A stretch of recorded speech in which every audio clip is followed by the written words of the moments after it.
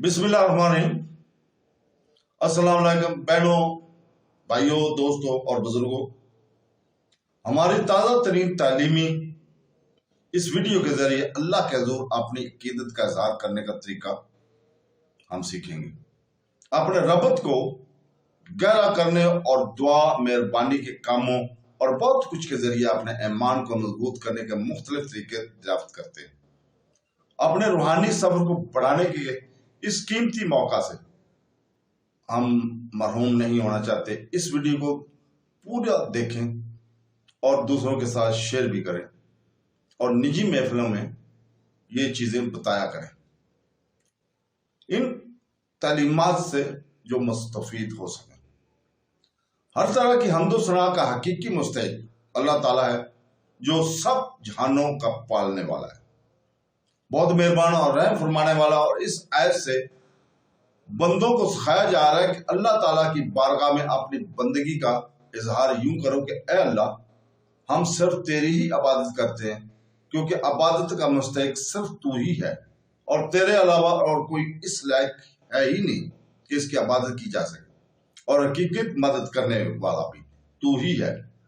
तेरी इजाजत और मर्जी के बगैर कोई किसी को किसी किस्म की ज़हरी, बातनी, जिस्मानी, रूहानी, छोटी बड़ी कोई मदद नहीं कर सकता। इबादत और तज़ीम में फर्क। इबादत का मफ़हूम बहुत वसी है और वाज़ा है। समझने के लिए इतना ही काफी है कि किसी को इबादत के लायक समझते हुए इसके किसी किस्म की तज़ीम करना इबादत कहलाता है। अगर इबादत के लायक ना समझे तो महज तज़ीम होगी, इबादत नहीं कहलाएगी। जैसे नमाज में हाथ बांध कर खड़ा होना इबादत है, लेकिन यही नमाज की तरह हाथ बांध कर खड़ा होना उस्ताद, पीर या माँ बाप के लिए हो तो महज तज़ीम है, इबादत नहीं। और दोनों में फर्क वही है जो अभी बयान किया गया। इस आयत इय्याका नअबुदु से मालूम होने वाली अहम बातें आयत में जमा के सीगे हैं। जैसे हम तेरी ही इबादत करते हैं, इससे मालूम हुआ कि नमाज जमात के साथ अदा करनी चाहिए और दूसरों को भी इबादत करने में शरीक करने का फायदा यह है कि गुनाहगारों की याश इबादतें अल्लाह ताला की बारगाह की महबूब और मकबूल बंदों की इबादतों के साथ जमा होकर कबूलियत का दर्जा पा लेती हैं। नीज ये भी मालूम हुआ है कि अल्लाह ताला की बारगाह में अपनी हाजत अर्ज करने से पहले अपनी बंदगी का इजहार करना चाहिए। इमाम अब्दुल्ला बिन अहमद रहमतुल्लाह अलैह फरमाते हैं, इबादत को मदद करने वाले से पहले जिक्र किया गया है, क्योंकि हाजत तलब करने से पहले अल्लाह ताला की बारगाह में वसीला पेश करना कबूलियत के ज्यादा करीब है। अल्लाह ताला की बारगाह में वसीला पेश करने की बरकत हर मुसलमान को चाहिए कि वो अल्लाह ताला की बारगाह में किसी का वसीला पेश करके अपनी हाजात के लिए दुआ कर सकता है, ताकि इस वसीले के सदके दुआ जल्द मकबूल हो जाए। और अल्लाह ताला की बारगाह में वसीला पेश करना कुरान और हदीस से साबित है। चुनांचे वसीले के बारे में अल्लाह ताला इरशाद फरमाता है, जिसका तर्जुमा है, ऐ ईमान वालो, अल्लाह से डरो और इसकी तरफ वसीला ढूंढो। और सुनन इब्ने माजाह में है कि एक नाबीना साहबी बारगाह रसूलुल्लाह सल्लल्लाहु अलैहि वसल्लम में हाजिर होकर दुआ की तालब हुए तो आप सल्लल्लाहु अलैहि वसल्लम ने इन्हें इस तरह दुआ मांगने का हुक्म दिया, जिसका तर्जुमा है, ऐ अल्लाह, मैं तुझसे सवाल करता हूँ और तेरी तरफ नबी रहमत हजरत मोहम्मद सल्लल्लाहु अलैहि वसल्लम के साथ मतवज्जो होता हूँ। ऐ मोहम्मद सल्लल्लाहु अलैहि वसल्लम, मैंने आप सल्लल्लाहु अलैहि वसल्लम के वसीले से अपने रब की तरफ अपनी इस हाजत में तवज्जो की, ताकि मेरी हाजत पूरी कर दी जाए। ऐ अल्लाह, बस तू मेरे लिए हुजूर पाक सल्लल्लाहु अलैहि वसल्लम की शफाअत कबूल फरमा। हदीस पाक में मज़कूर लफ्ज़ या मोहम्मद सल्लल्लाहु अलैहि वसल्लम से मुतल्लिक ज़रूरी वज़ाहत आला हज़रत इमाम अहमद रज़ा खान रहमतुल्लाह अलैह फरमाते हैं। उलमा तसरीह फरमाते हैं, हुजूर अक़दस सल्लल्लाहु अलैहि वसल्लम को नाम लेकर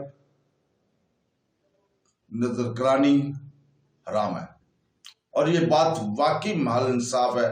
जैसे इसका मालिक और मौला तबारक ताला नाम लेकर نہ امام زین العابدین وغیرہ محققین نے فرمایا اگر یہ لفظ کسی دعا میں وارد ہو جو خود نبی کریم صلی اللہ علیہ وسلم نے تعلیم فرمائی ہو، جیسے دعائے یا محمد، اس کی جگہ یا رسول اللہ یا نبی اللہ کہنا چاہیے۔ حالانکہ الفاظ دعا میں حت الوسع تعبیر نہیں کی جاتی۔ یہ مسئلہ یعنی اہم ترین مسئلہ جس سے اکثر اہل زمانہ غافل ہیں، واجل والحفظ ہے۔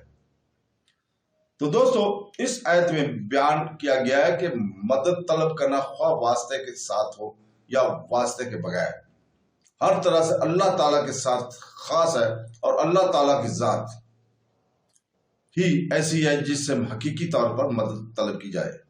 اعلیٰ حضرت امام احمد رضا خان رحمۃ اللہ فرماتے ہیں حقیقی مدد طلب کرنے سے مراد یہ ہے کہ جس سے مدد طلب کی جائے اسے بالذات قادر، مستقبل، مالک اور غنی بے نیاز جاننا چاہیے کہ وہ اللہ تعالیٰ کی اطاعت کے بغیر خود اپنی ذات سے اس کام کا یعنی مدد کرنے کی قدرت رکھتا ہے۔ اللہ تعالیٰ کے علاوہ کسی اور کے بارے میں یہ عقیدہ رکھنا ہر مسلمان کے نزدیک شرک ہے، اور کوئی مسلمان اللہ تعالیٰ کے علاوہ کسی اور کے بارے میں ایسا عقیدہ نہیں رکھتا، اور اللہ تعالیٰ کے مقبول بندوں کے بارے میں مسلمان یہ عقیدہ رکھتا ہے کہ وہ اللہ تعالیٰ کی بارگاہ تک پہنچنے کے لیے واسطہ اور حاجات پوری ہونے کا وسیلہ اور ذریعہ ہے۔ تو جس طرح حقیقی وجود کی کسی کے پیدا کیے بغیر خود کسی کو موجود کہنا اس وقت تک شرک نہیں ہے جب تک وہی حقیقی وجود ذات سے ہو، اور حقیقی تعلیم کی کسی چیز کی محتاجی کے بغیر از خود عالم کہنا یا اس سے علم طلب کرنا اس وقت تک شرک نہیں ہو سکتا جب تک وہی اصلی معنی مقصود نہ ہو۔ تو اس طرح کسی سے مدد طلب کرنے کا معاملہ ہے کہ اس کا حقیقی معنی اللہ تعالیٰ کے ساتھ خاص ہے، اور وسیلہ واسطہ کے معنی میں اللہ تعالیٰ کے علاوہ کے لیے ثابت ہے اور حق ہے، بلکہ یہ معنی تو غیر خدا ہی کے لیے ہیں، خاص ہے، کیونکہ اللہ تعالیٰ وسیلہ اور واسطہ بننے سے پاک ہے۔ اس سے اوپر کون ہے کہ یہ اس کی طرف وسیلہ ہوگا، اور اس کے سوا حقیقی حاجت روا کون ہے کہ یہ اعتراض ذکر کر کے اس کے جواب میں فرماتے ہیں یہ نہیں ہو سکتا کہ خدا سے توسل کر کے اسے کسی کے یہاں وسیلہ اور ذریعہ بنایا جائے۔ اس وسیلہ بننے کا ہم اولیاء کرام سے مانگتے ہیں کہ وہ دربار الہی میں ہمارا وسیلہ، ذریعہ اور قضائے حاجات کا واسطہ ہو جائے۔ اس بے وقوفی کے سوال کا جواب اللہ تعالیٰ نے اس آیت کریمہ میں دیا ہے، جس کا ترجمہ ہے اور جب وہ اپنی جانوں پر ظلم یعنی گناہ کر کے تیرے پاس حاضر ہوں اور اللہ سے معافی چاہیں اور معافی مانگے، اس کے لیے رسول تو بے شک اللہ کو توبہ قبول کرنے والا مہربان پائیں گے۔ کیا اللہ تعالیٰ آپ نہیں بخش سکتا تھا؟ پھر کیوں یہ فرمایا کہ اے نبی تیرے پاس حاضر ہوں اور تو اللہ سے اس کی بخشش چاہے تو یہ دولت و نعمت پائے؟ یہی ہمارا مطلب ہے جو قرآن کی آیت صاف فرماتے ہیں۔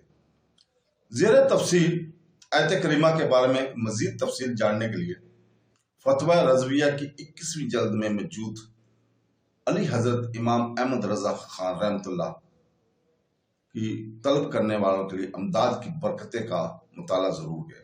اللہ تعالیٰ کی عطا سے بندوں کا مدد کرنا اللہ تعالیٰ ہی کا مدد کرتا ہو۔